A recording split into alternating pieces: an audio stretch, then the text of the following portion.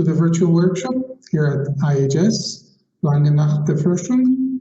My name is Robert Braun. I'm a philosopher by training and a senior researcher here at the research group Technoscience and Social Transformation.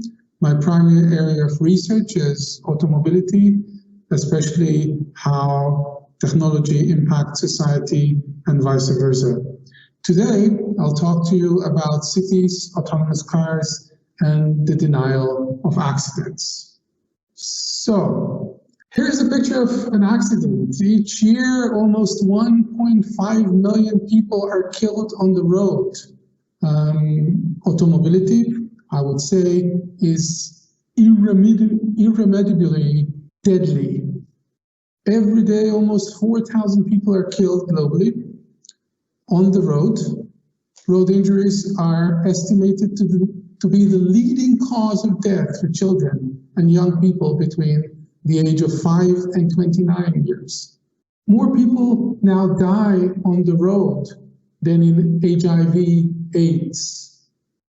So, what does this actually mean for us living in the 21st century?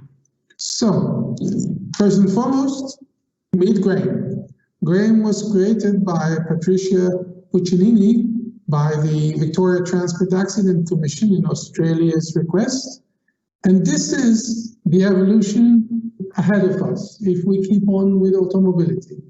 Graham is a human who has been developed, evolutionary of course, to withstand accidents. You see how he looks. You see how his bones have been altered.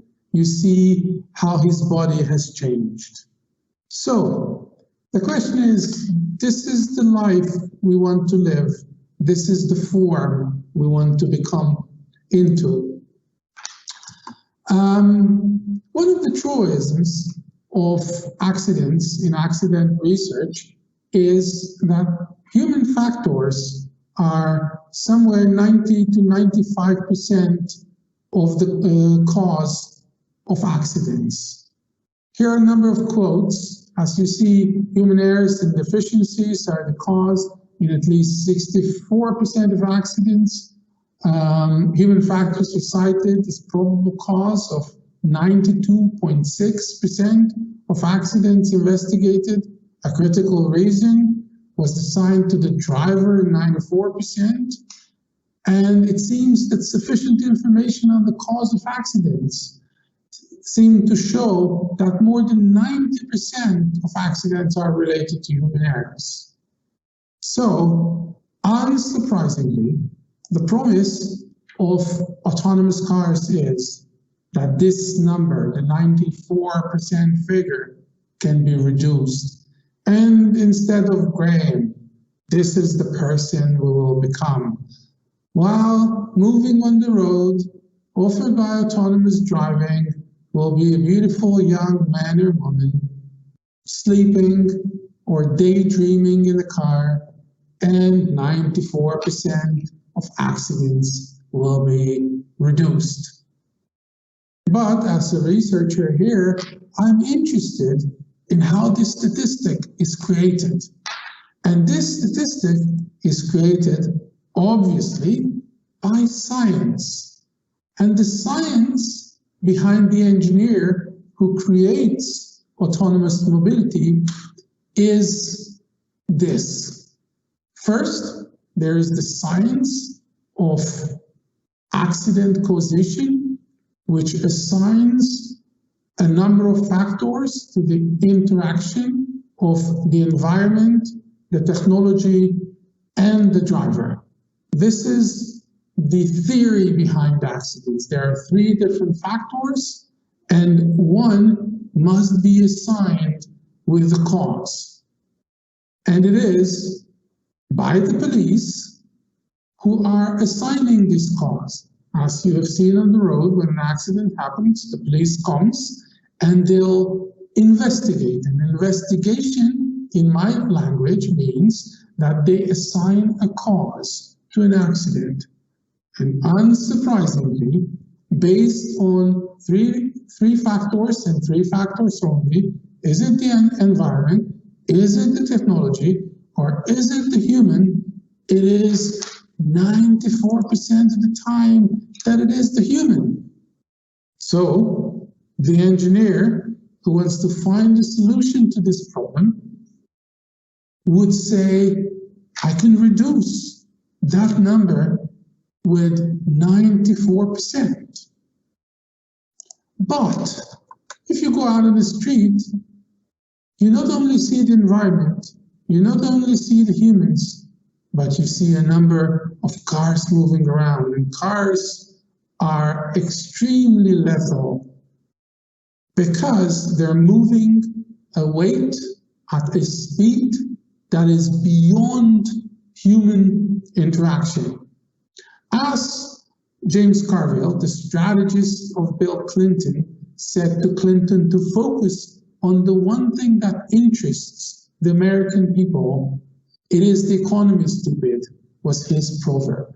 So we can say that maybe, just maybe, it's not the human, it's not the environment, and it's not the faulty car, but it is the car, stupid, that is behind all accidents. And when we think that it is the car behind all accidents, then we begin to realize that the moment an accident happens, it becomes denied. There's a whole apparatus of cleaning staff that comes to the space of the road where automobility actually is produced and happens, part of which are accidents, and it's cleaned up. We don't see the accidents. We don't have the memory of the accidents. Therefore, we do not know how lethal this system of automobility is. And the car, stupid, we forget.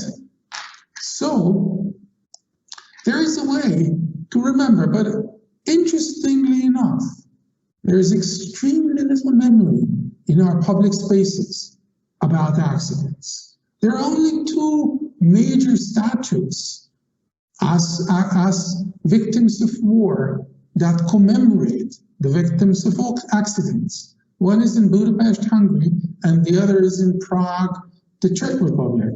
There are smaller private memories, like the White Bicycle here in Vienna.